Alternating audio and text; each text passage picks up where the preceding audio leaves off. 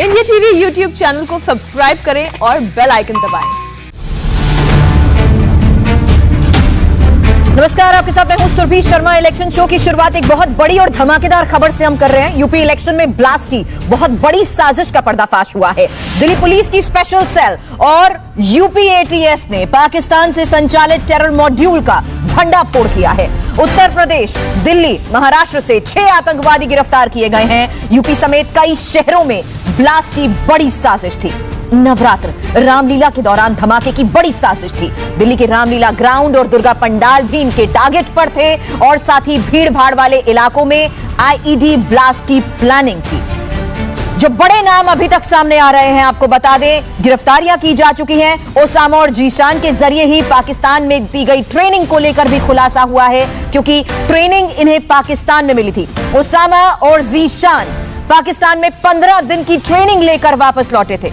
मस्कत से पाकिस्तान ये लोग पहुंचे थे। ओसामा और जीशान की तस्वीर आपको हम लगातार दिखा रहे हैं। दाऊद इब्राहिम का भाई अनीस दोनों का हैंडलर था। पाकिस्तान के फार्म हाउस में इन आतंकियों को खास ट्रेनिंग दी गई। 15 दिन तक इन्हें पाकिस्तान में ट्रेनिंग दी गई और आरडीएक्स के साथ आईईडी को प्रयागराज तक पहुंचा दिया गया था। इसे जिंदा बरामद किया गया। आपको यह भी बता दें कि 1993 के बाद ये पहली घटना है जिसमें अंडरवर्ल्ड के जरिए आतंकवादी घटना के लिए साजिश रची गई थी। अंडरवर्ल्ड के जरिए ही आरडीएक्स भारत लाए गए, लेकिन इस बार ये पकड़े गए। पाकिस्तान की खुफिया एजेंसी आईएसआई की एक टीम देश में धमाके के टारगेट को सेट कर रही थी। इस बात का बड़ा खुलासा हुआ है। हालांकि आगे भी मामले की जांच की जा रही है, लेकिन अनीस इब्राहिम की टीम आतंकियों की ट्रेनिंग का कैसे इंतजाम कर रही थी, यह भी इस पूछताछ में जानने की कोशिश की जा रही है। और ये चेहरे जरा आप देख लीजिए, ये हमारे देश को दहलाने वाले थे, ये दहलाना चाहते थे हमारे देश को।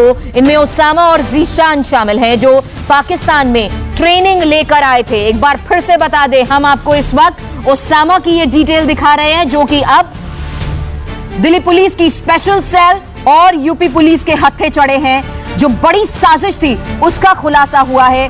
उत्तर प्रदेश में चुनाव से पहले ये साजिश कैसे रची गई, किस तरीके से टारगेट सेट किए गए। उत्तर प्रदेश चुनाव से पहले कौन कौन से वो डिस्ट्रिक्ट थे जो इनके निशाने पर थे, एक डिटेल आपको बताऊंगी। लेकिन उससे पहले ये चेहरे जरा गौर से देख लीजिए, क्योंकि इनके ऊपर जिम्मेदारी थी देश को दहलाने की। अब थोड़ी देर पहले दिल्ली पुलिस ने इस आतंकी साजिश की पूरी डिटेल्स भी शेयर की हैं और ये बताया है कि कहां और कैसे ये आतंकवादी पुलिस के हत्थे चढ़े हैं।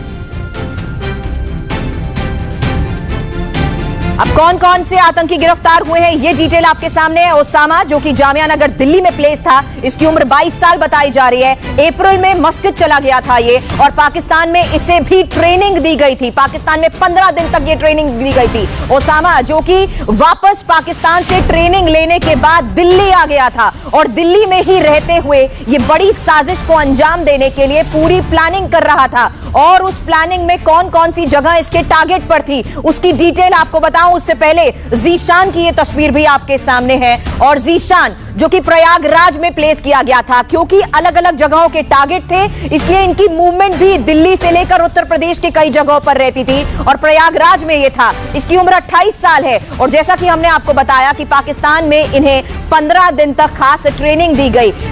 यहां से ये मस्कट पहुंचे और मस्कट से एक बोट के जरिए इन्हें पाकिस्तान तक पहुंचाया गया और पाकिस्तान में रहते हुए ही जीशान और ओसामा दोनों को ट्रेनिंग दी गई। और ट्रेनिंग पाकिस्तान से लेने के बाद ये वापस यहां पर आ गए, वापस देश में आ गए। और कौन कौन सी जगह इनके टारगेट पर थी आपको बताएं। लेकिन जीशान कमर की ये तस्वीर, आतंकी जो गिरफ्तार हुआ है, दिल्ली पुलिस के साथ साथ यूपी पुलिस का ये स्पेशल ऑपरेशन था, जिसके बाद ओसामा और जीशान, साथ ही मूलचंद उर्फ लाला, ये भी, इसकी भी गिरफ्तारी हुई है।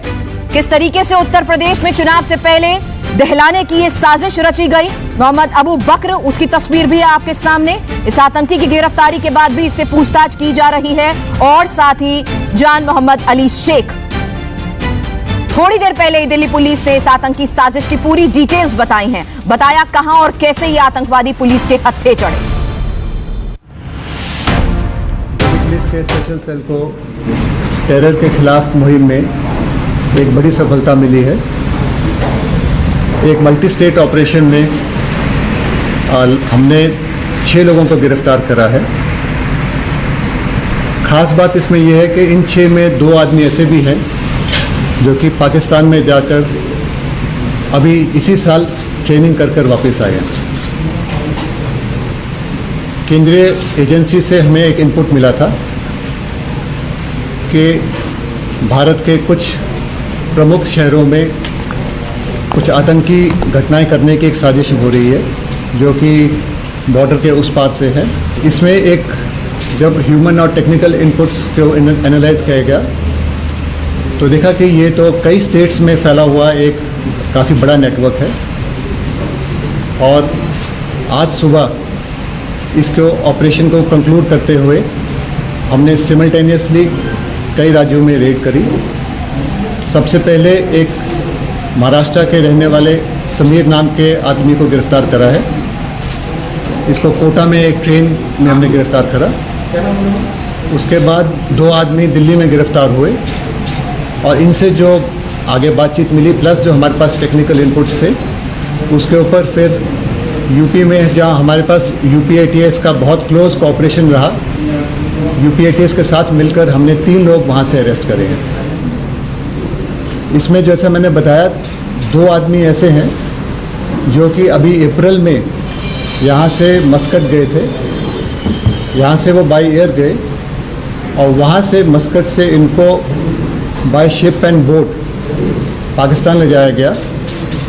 वहाँ ग्वादर पोर्ट के पास एक फार्म हाउस में इनको रखा गया और जहाँ पर कि इनको एक्सप्लोजिव बनाने में और साथ में fire arms including AK-47 handle और फायर करने की ट्रेनिंग दी गई। ये ट्रेनिंग लगभग 15 दिन की थी और इस ट्रेनिंग के बाद ये लोग वहाँ से वापस मस्कट आए। एक ख़ास चीज़ जो इन्होंने बताई है वो ये भी है कि जब ये मस्कट से जा रहे थे तो इनके ग्रुप में लगभग 14-15 बंगला बोलने वाले लोग भी थे जिन्हें भी लगता है सेम ट्रेनिंग के लिए ले जाया गया। उस ट्रेनिंग के बाद जब ये लोग वापस आए तो ये लोग अपने अपने कामों में वापस एक स्लीपर सेल की तरह जुट गए। अतुल हमारे संवाददाता इस वक्त हमारे साथ जुड़ चुके हैं। अतुल, यूपी एटीएस के साथ ये जॉइंट ऑपरेशन 3 लोगों की उत्तर प्रदेश से ये गिरफ्तारी हुई है। कौन कौन से डिस्ट्रिक्ट इनके टारगेट पर थे? देखिए सुरभि, सबसे पहले तो मैं आपको यह बताना चाहूंगा कि कैसे इस पूरे मामले का खुलासा हुआ जब जो सेंट्रल एजेंसियां हैं उनको इस बात की जानकारी मिलती है कि एक शख्स जो कि जामिया का रहने वाला है, दिल्ली के जामिया के इलाके का रहने वाला है, जिसका नाम ओसामा है और इसके अलावा एक जिशान नाम का शख्स है, वो जो है वो दिल्ली से बाई एयर मस्कट जाते हैं और मस्कट से उनको चोरी छुपे पाकिस्तान बोट और शिप के जरिए लेकर जाया जाता है। यहां से पूरे मामले का खुलासा होता है। पता ही चलता है कि 15 दिन की इनको ट्रेनिंग दी गई है वहां पर और उसके बाद ये वापस यहां पर आते हैं, दिल्ली जाते हैं और इसके अलावा इलाहाबाद जाते हैं और वहां पर ये स्लीपर सेल बनकर रहने लगते हैं। ये पूरा इनपुट जो है वो सेंट्रल एजेंसियों के पास था। इसके बाद इसको दिल्ली पुलिस की स्पेशल सेल से शेयर किया जाता है, पूरी एक टीम बनाई जाती है, लगातार कई जगह रेड्स की जाती है, जिसके बाद सबसे पहले गिरफ्तारी जो है वो जिशान की होती है और इसके अलावा ओसामा की गिरफ्तारी की जाती है। और इसके बाद जब पूरा ये जो ऑपरेशन, क्योंकि जैसा कि आपने पहले भी बताया कि कैसे आईएसआई और अंडरवर्ल्ड पहली बार 1993 के बाद मिलकर एक पूरा ऑपरेशन कर रहे थे, कैसे फंडिंग करनी है, कैसे जो है ब्लास्ट करने हैं, ये पूरी तैयारी जो है वो अनीस इब्राहिम जो कि दाऊद इब्राहिम का भाई था उसने की थी। और इसके अलावा कहां-कहां पे टारगेट होना था, कहां-कहां पे बम प्लांट किए जाने थे, ये पूरा जो है वो प्लान तैयार कर लिया गया था। लेकिन उससे पहले क्योंकि सेंट्रल एजेंसियां पूरे तरीके से सतर्क थी, यूपी में चुनाव है, कई तरीके के इनपुट जो है वो लगातार खुफिया एजेंसियों को मिल रहे थे। उसके बाद दिल्ली पुलिस की स्पेशल सेल जो है वो एटीएस से संपर्क करती है। पहली गिरफ्तारी जो है वो महाराष्ट्र से की जाती है और कोटा से गिरफ्तारी की गई है, चलती ट्रेन से गिरफ्तारी की जाती है, जो समीर नाम का शख्स है उसको गिरफ्तार किया जाता है और उसके बाद जिशान और जो ओसामा है उसकी गिरफ्तारी की जाती है। सबसे अहम बात यहां पर सुरभि की जब ओसामा अप्रैल में ट्रेनिंग करने में, जो 15 दिन की ट्रेनिंग है फार्म हाउस में पाकिस्तान में, वहां से करने के बाद यहां पर वापस जामिया पहुंचता है, तो उसी तरीके से नॉर्मल पहले काम कर रहा था वैसे ही वो यहां पर काम करता है, जैसे स्लीपर सेल रहते हैं उसी तरीके से वो रह रहा था। एक सही समय का इंतजार कर रहा था कि जब उसके आका उसको आदेश करेंगे उसी समय ब्लास्ट की पूरी तैयारी की जाएगी। तो यूपी चुनाव से पहले ये पूरी तैयारी जो है वो की गई थी कि कैसे ब्लास्ट करने हैं। अतुल, मैं आपको यहां पर रोकना चाहूंगी। ये बड़ी तस्वीर इस वक्त हम दिखा रहे हैं। यूपी एटीएस ने जो बरामद किया है बारूद और जो सामग्री इनके पास से बरामद की गई है, इंडिया टीवी पर आप ये तस्वीरें देख रहे हैं और जैसा कि हम लगातार आपको बता रहे हैं कि यूपी की एटीएस टीम के साथ ये जॉइंट जॉइंट ऑपरेशन था जिसमें 3 लोगों की गिरफ्तारी उत्तर प्रदेश से हुई है। महाराष्ट्र के कोटा से भी गिरफ्तारियां हुई हैं, दिल्ली से भी 2 गिरफ्तारियां हुई हैं और 3 गिरफ्तारियां उत्तर प्रदेश से हुई हैं। और उत्तर प्रदेश में जब ये गिरफ्तारियां हुई, जहां अलग अलग जगहों पर उत्तर प्रदेश में रेड की गई, जैसे ही आईएसआई सपोर्टेड इस पूरे टेरर मॉड्यूल के इनपुट पुलिस के पास थे,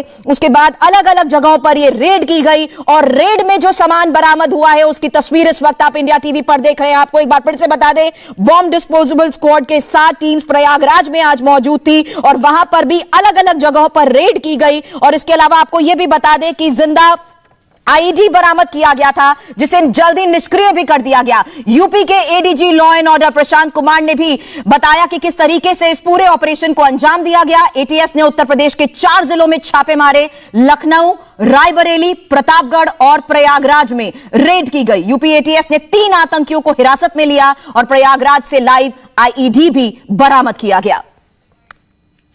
द्वारा एक महत्वपूर्ण सफलता हासिल करते हुए आईएसआई स्पॉन्सर्ड मॉड्यूल को बस्ट किया गया है तथा 3 लोगों को हिरासत में लिया गया है।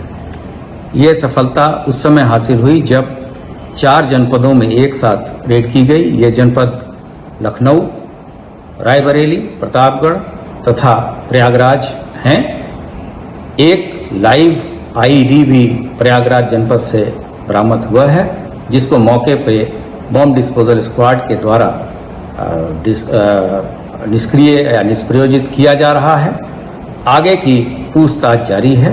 जो भी उल्लेखनीय बातें प्रकाश में आएंगी उससे अवगत कराया जाएगा।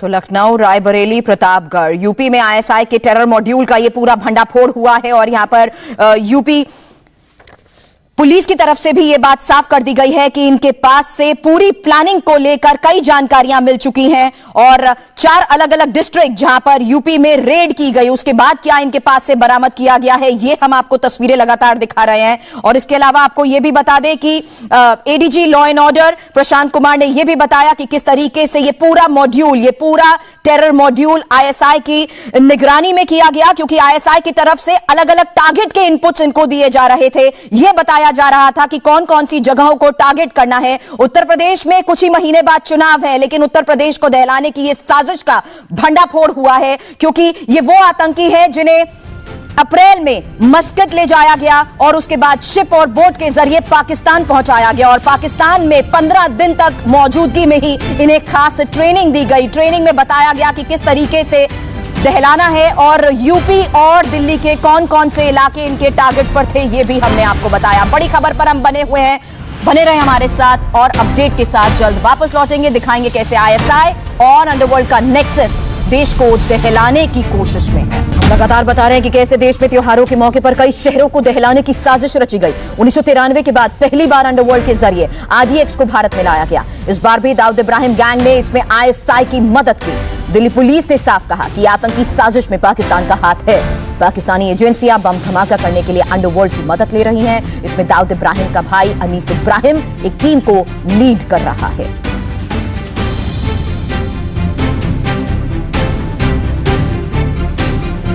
लगता है बॉर्डर के उस पास से बहुत क्लोजली कोऑर्डिनेट करा गया है, क्योंकि इसमें बिल्कुल स्पष्ट तौर पे देखा जा रहा है कि 2 अलग अलग टीमें बनाई गई थी। एक टीम थी जो कि अंडरवर्ल्ड के हवाले की गई थी, जिसे कि वहाँ पे दाऊद इब्राहिम के भाई अनीस इब्राहिम कोऑर्डिनेट कर रहा था। इस टीम का काम था कि जो वहाँ से फायर आर्म और एक्सप्लोजिव आएंगे उनको ठीक से सुरक्षित तौर पे बॉर्डर के पार कराकर भारत के विभिन्न शहरों में इनको कंसील करके रखना, जब इनका इस्तेमाल होना है उससे पहले तक। और दूसरा काम, ये जो अंडरवर्ल्ड वाली टीम थी, इसका काम था कि फंडिंग ऑर्गेनाइज करना हवाला के थ्रू। इसमें जो हमने अभी जो समीर आदमी अरेस्ट करा है और दूसरा जो यूपी में लाला नाम का आदमी अरेस्ट हुआ है, ये लोग इसी अंडरवर्ल्ड वाली ग्रुप के पार्ट थे।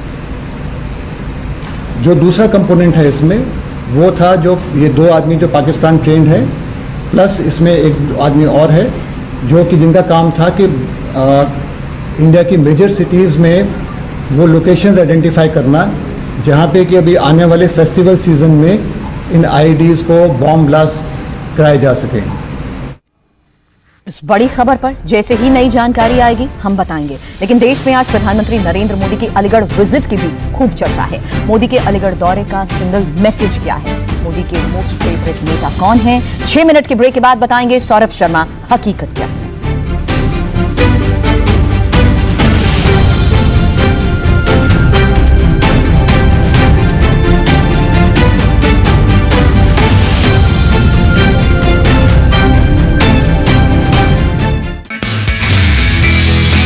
नमस्ते, मैं हूं मीनाक्षी जोशी। वीडियो और खबरों से अपडेट रहने के लिए India TV YouTube channel subscribe करें, बेल आइकन दबाना ना भूलें। जुड़े रहें इंडिया टीवी के साथ।